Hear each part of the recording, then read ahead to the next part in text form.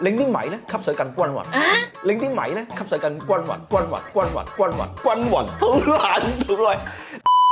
明明買好咗米，係煮出嚟嘅飯咧，偏偏爛晒，黐黐立立，仲要啲飯唔香添，以為係飯煲問題，點知我換過個新㗎啦，都仲係咁樣。結果越煮就越冇信心。其實可能個問題唔係喺個飯煲度，而係你洗米嘅方式。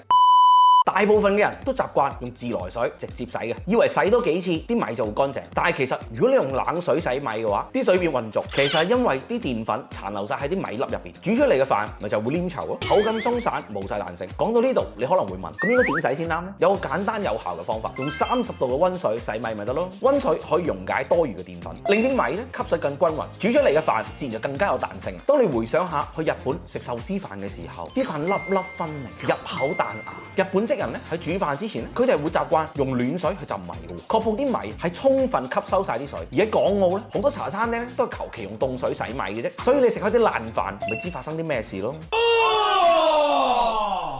所以醒水啦，以後洗米記得用溫水，煮出嚟嘅飯好食好多㗎。關注正能量，正水好拍檔。